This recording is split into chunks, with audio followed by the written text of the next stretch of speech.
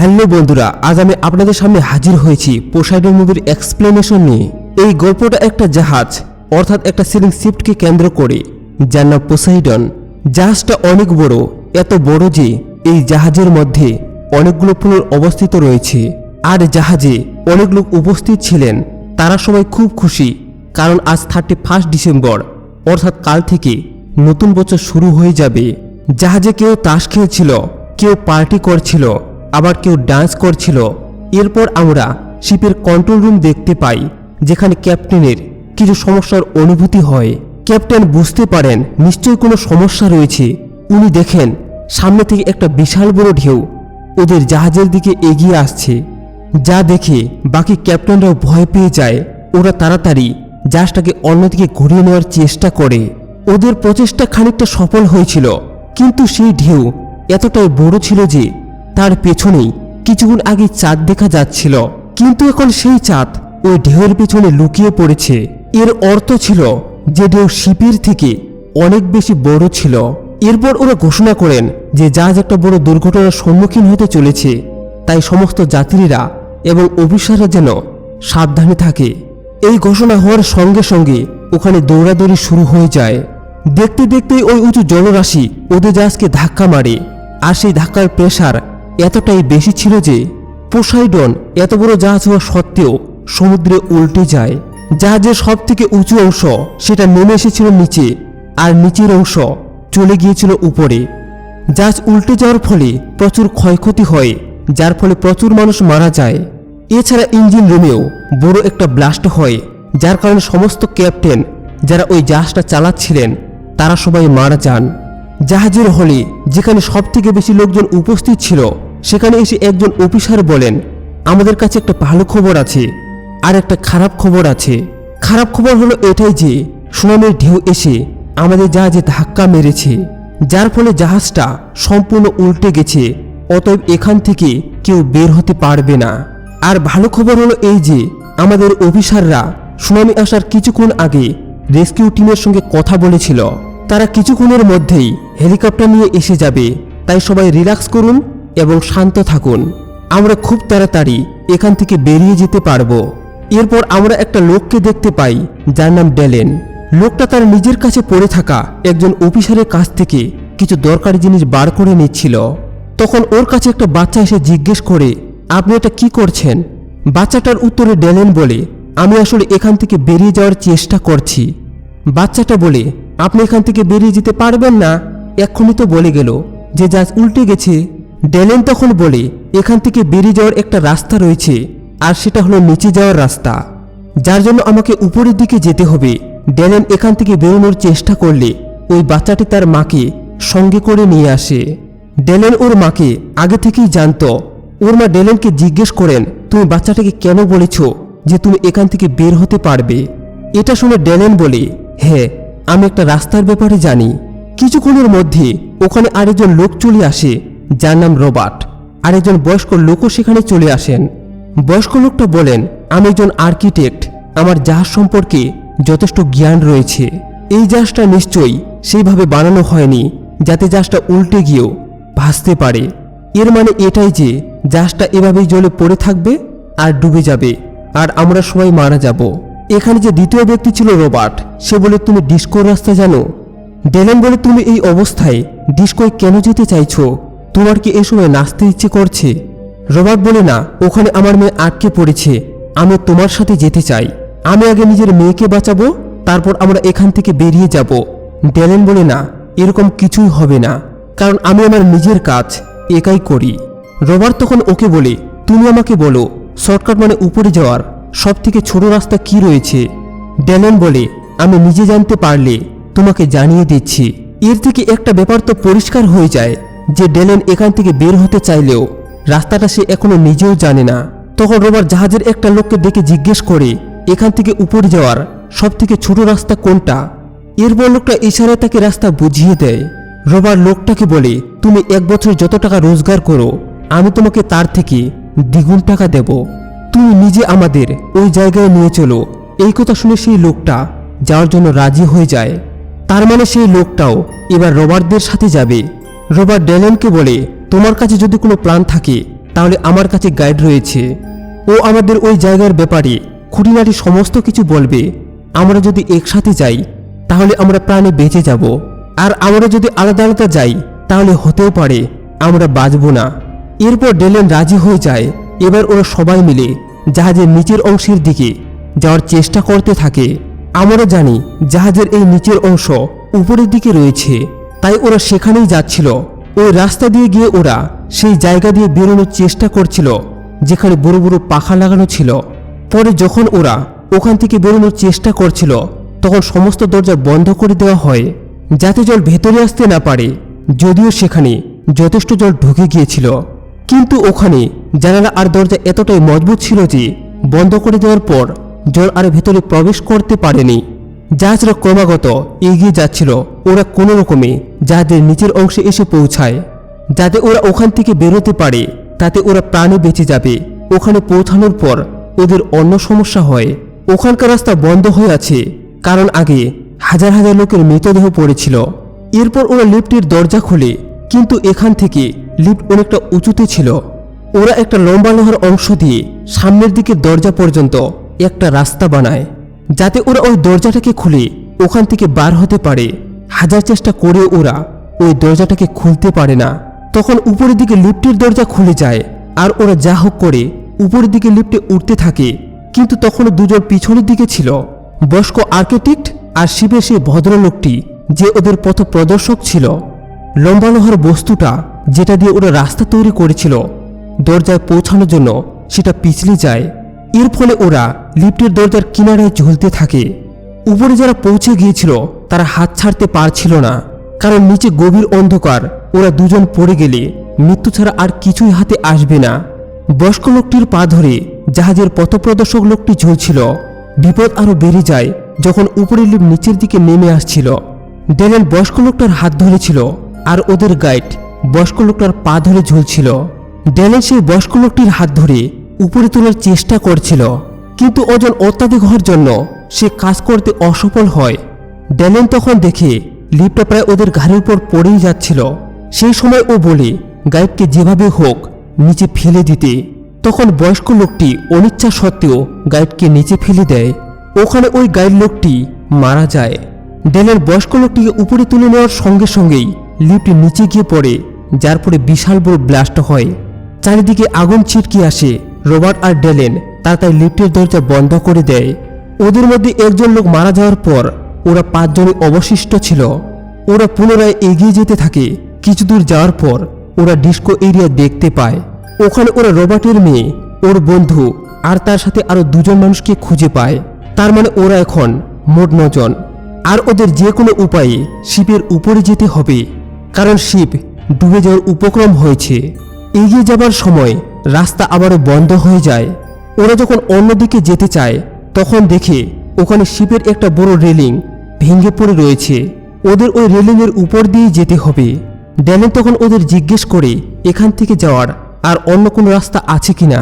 একটা মেয়ে যে অনেক দিন ধরে এই শিপে লুকিয়েছিল কারণ তার কাছে টিকিট ছিল না, সেই মেয়েটি ওদেরকে বলে আমি অনেক দিন ধরে এই শিপে রয়েছি, আমি এখানকার সব জায়গা সম্পর্কে জানি।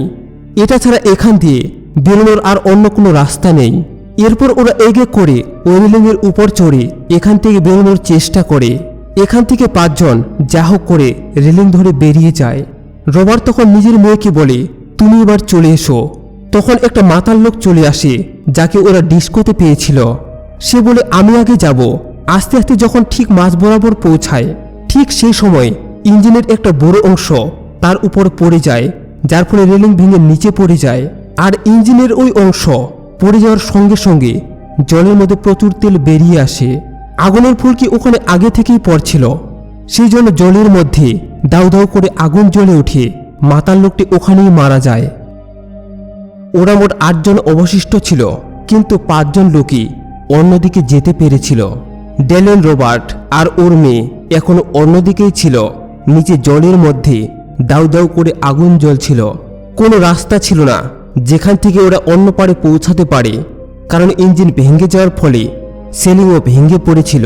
তখনই ডেলেন পাইপের সাথে একটা দড়ি বাঁধে আর জলের মধ্যে ঝাঁপ মারে, কারণ ও জানে নিচের দিকে শুধুই জল রয়েছে, যেখানে আগুন ওকে ছুঁতেও পারবে না। তখন ও নিচের দিকে সাঁতার কাটতে কাটতে অন্য প্রান্তে পৌঁছে যায় আর দড়ির অন্য প্রান্ত পাইপের সঙ্গে বেঁধে দেয়। ওই দড়ি বেয়ে রবার্ট আর তার মেয়ে অন্য প্রান্তে পৌঁছে যায়, যার ফলে ওরা 8 জনের প্রাণী বেঁচে যায়। এরপর আবার ওরা উপরের দিকে যেতে থাকে। ড্যালেন এসব আগে থেকেই জানত, তার কারণ একটা সময় ও নেভিতে জব করত। যদিও এখন নেভির কাজ সে ছেড়ে দিয়েছিল, কিন্তু শিপের ব্যাপারে ও অনেক কিছুই জানত। এবার এখানে হলের সিন দেখানো হয়, যেখানে সমস্ত লোক এই প্রতীক্ষাতে ছিল যে কোনো না কোনো সাহায্য আসবে। ওরা সবাই প্রচণ্ড ভয়ের মধ্যে ছিল, কারণ জলের প্রেসারের জন্য ওখানকার মজবুত কাচও ভাঙতে বসেছিল। তখনই দরজা জানালার কাজ ভেঙে যায়। তখনই প্রচণ্ড প্রেসারের সঙ্গে জল ভেতরে ঢুকতে থাকে, যার ফলে ওরা সবাই জলে ডুবে মারা যায়। ওরা মারা যাওয়ার আগে চিৎকারটুকু ছাড়া আর কিছুই করতে পারেনি। ওদের চিৎকার ওই 8 জন মানুষও শুনেছিল। ওরা বুঝে গিয়েছিল যে সমস্ত লোকের শরীর সমাধি হয়েছে। কিন্তু এই সময় ওরা যেখানে উপস্থিত ছিল সেই জায়গা জলে ভরে যেতে থাকে। এই জায়গা থেকে বেরোনোর আর কোনো রাস্তাই তারা খুঁজে পাচ্ছিল না। তখন ওরা একটা ছোট্ট ভেন্টিলেশন খুলে ফেলে। ওখানে একটা ছোট্ট রাস্তা ছিল, যেটা দিয়ে একমাত্র বেরোনোর পথ খুঁজে পাওয়া যায়। রাস্তা যদিও খুব সংকীর্ণ ছিল, সেজন্য একজন মানুষই ওই রাস্তা দিয়ে ঢুকতে পারত। তাই ওরা প্রত্যেককেই এক এক করে ওই রাস্তার মধ্যে দিয়ে যেতে থাকে। সবার আগে রবার্ট ছিল আর সব থেকে নিচে ছিল ডেলেন। ওরা যখন এগিয়ে যাচ্ছিল তখন ভেন্টিলেশনের মধ্যেও জল ভরে যেতে থাকে। ভেন্টিলেশনের শেষ প্রান্তে এসে রবার্ট দেখে ওখানে একটা জালি লাগানো রয়েছে। রবার্ট সেটা খোলার চেষ্টা করতে থাকে, কিন্তু তার উপরে স্ক্রু লাগানো ছিল আর ওর হাত ওখান থেকে বাইরে বের করা সম্ভব ছিল না। তখন ওখানে মহিলার যে ছোট বাচ্চা ছেড়েছিল তাকে রবার্ট বলে, তুমি তাড়াতাড়ি উপরে উঠে এসো। আর সে সবাইকে জিজ্ঞেস করে যে কারো কাছে কোনো পয়সা বা ছুতার লোহার কোনো জিনিস আছে কিনা যা দিয়ে স্ক্রু খোলা সম্ভব। ওদের মধ্যে যে মেয়েটি বিনা টিকিটে জাহাজে ছিল সে তার গলা থেকে একটা জিসাস ক্রসের লকেট খুলে ওদের হাতে দেয় আর বলে এর সাহায্যে হয়তো স্ক্রু খুলে যেতে পারে।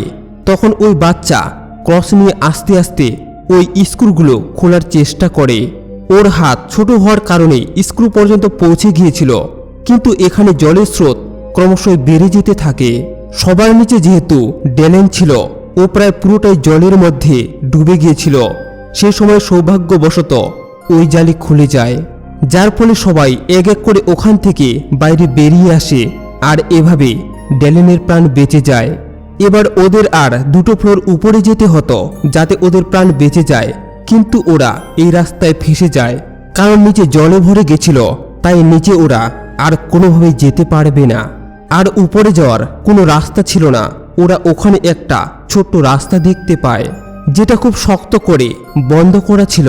এটা এমন একটা ট্যাঙ্ক যার ভিতর শিপকে ব্যালেন্স করার জন্য জল ভরে রাখা হয়। যখন জল সম্পূর্ণ ভরে যায় তখনই ছোট্ট রাস্তাটা খুলে যায়। এরপর সমস্ত জল অন্য আরেকটা ট্যাঙ্কে চলে যায়। আমাদের এখান থেকে বের হতে গেলে আমাদের সামনের এই ট্যাঙ্কটাকে জল দিয়ে ভর্তি করতে হবে। এই ট্যাঙ্কটা পুরোটা ভরে গেলে অন্য ট্যাঙ্কের দরজা খুলে যাবে। এটা যদি হয় তাহলে আমরা বেঁচে যাব। এই সব কথা শুনে রবার্টের মেয়ে খুব ভয় পেয়ে যায়। ও বলে, জল ভর্তি হওয়ার পরেও যদি দরজা না খুলে, তার মধ্যে যদি আমরা দমবন্ধ হয়ে আটকে জলের মধ্যেই মারা যাই তাহলে কি হবে? ড্যালেন রেগে গিয়ে উত্তর দেয়, জানি না, কিন্তু এটা ছাড়া আমাদের কাছে আর কোনো উপায় নেই। রবার্ট আর ড্যালেন দুজনে মিলে সিদ্ধান্ত নেয় যে ট্যাঙ্কে জল ভরা হবে। ওরা দুজনে জল ভরতে শুরু করে আর দেখতে দেখতে পুরো ট্যাঙ্ক জলে ভরে যায়, কিন্তু তবুও দরজা খুলে না। এই কারণে সমস্ত লোক খুব হতাশ হয়ে যায়, কিন্তু কিছুক্ষণ পরেই হঠাৎ করেই দরজা খুলে যায় আর ওরা সবাই জলের প্রেসারের জন্য এক ট্যাঙ্ক থেকে অন্য ট্যাঙ্কে এসে পড়ে। ওরা প্রাণে বেঁচে গেল, বিপদ কিন্তু তখনও ওদের পিছু ছাড়েনি। ওদের এখান থেকে বাঁচতে গেলে অন্যদিকে সাঁতার কেটে যেতে হবে।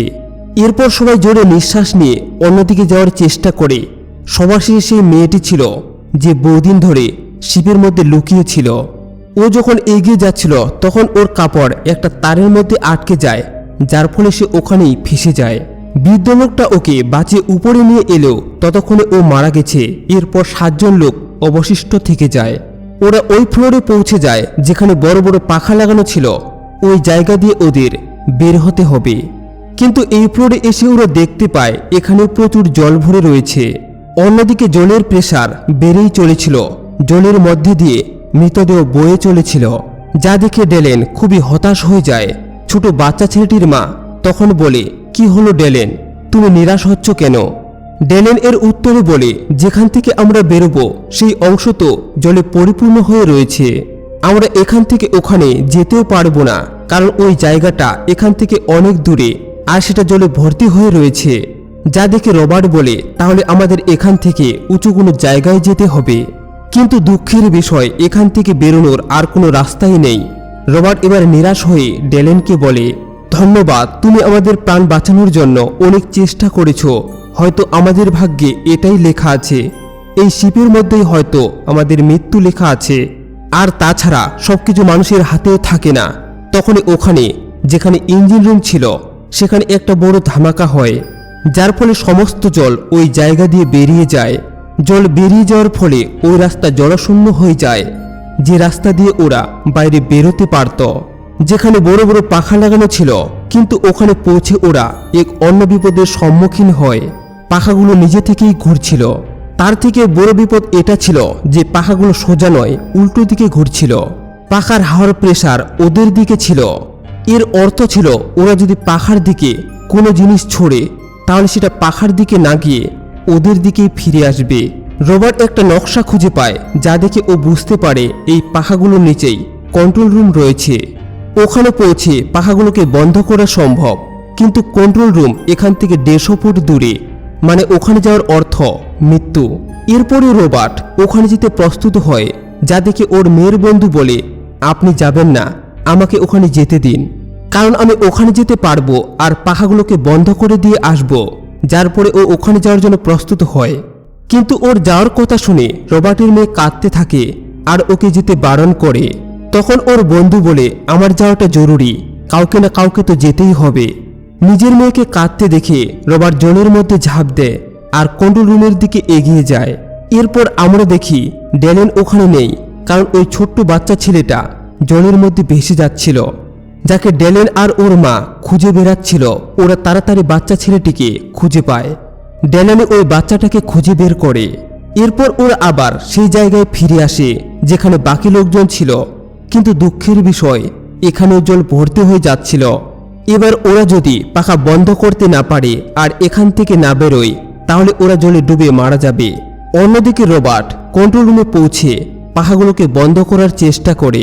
যে বাটনগুলো দিয়ে পাখা বন্ধ হতো সেইগুলো সব খারাপ হয়ে গিয়েছে। এরপর জলে রবার্টের নিঃশ্বাস বন্ধ হতে থাকে, যার ফলে ও ছটফট করতে থাকে। ও প্রায় মৃতপ্রায় হয়ে দেখতে পায় এমন একটা বাটন রয়েছে যা দিয়ে পাখার দিশা পরিবর্তন করা সম্ভব। কিছুক্ষণের মধ্যেই ও ওই বাটনটা টিপে দেয়। এরপর রবার্ট ওখানেই মারা যায়। তার মানে রবার্ট সবাইকে বাঁচানোর জন্য নিজের জীবন উৎসর্গ করে দেয়। কিন্তু ডেলেন দেখে পাখাগুলো তখনও বন্ধ হয়নি।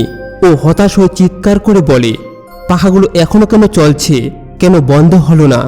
তখন রবার্টের মেয়ের বন্ধু দেখতে পায় জিনিসপত্র যা হাওয়ায় লেগে ওদের দিকে চলে আসছিল তা উল্টো দিকে যাচ্ছে। তার মানে পাখার রূপ পরিবর্তন হয়ে গিয়েছে। এই জন্য ও ডেলেনকে বলে, রবার্ট পাখার হাওয়া রিভার্স করে দিয়েছে, এখন আমরা কোনো কিছু ফেলে ইঞ্জিনকে বন্ধ করতে পারি। এরপর ও একটা বড় সিলিন্ডার নিয়ে ডেলেনকে দেয়। ডেলেন সিলিন্ডারটাকে পাখার দিকে ছুড়লে সেখানে একটা বড় ব্লাস্ট হয়, যার ফলে ইঞ্জিন বন্ধ হয়ে যায় আর পাখাগুলো ভেঙে পড়ে। এরপর ওরা সবাই এক এক করে ওখান থেকে বেরিয়ে জলের মধ্যে ঝাঁপ মারে। তাড়াতাড়ি একটা ছোট নৌকায় ওরা উঠে পড়ে। শিপে এই ধরনের অনেক নৌকা থাকে। সবাই যখন নৌকায় চড়ে তখন হঠাৎই শিপ ওদের দিকে ভেঙে পড়তে থাকে। শিপ ওদের উপর ভেঙে পড়ার আগেই ওরা অনেক দূরে ভেসে গিয়েছিল। পসেইডন কিছু ঘন্টা আগেও যেটা একটা বৃহৎ আকার জাহাজ ছিল, কিছুক্ষণ আগেও যেটা জলের উপর ভেসে বেড়াচ্ছিল, সেটা সম্পূর্ণরূপে জলে ডুবে যায়। এরপর ওরা একটা ফ্লাওয়ার গান চালায়, যাতে যে রেস্কিউ টিম ডুবন্ত লোকেদের খুঁজতে বেরিয়েছে তারা ওদেরকে দেখতে পায়। ওরা যেটা চেয়েছিল সেটাই হয়, রেস্কিউ টিম ওদের খুঁজে বার করে। এভাবে ওরা 6 জন প্রাণে বেঁচে যায়। আর এর সাথেই এই গল্পটা এখানেই শেষ হয়ে যায়।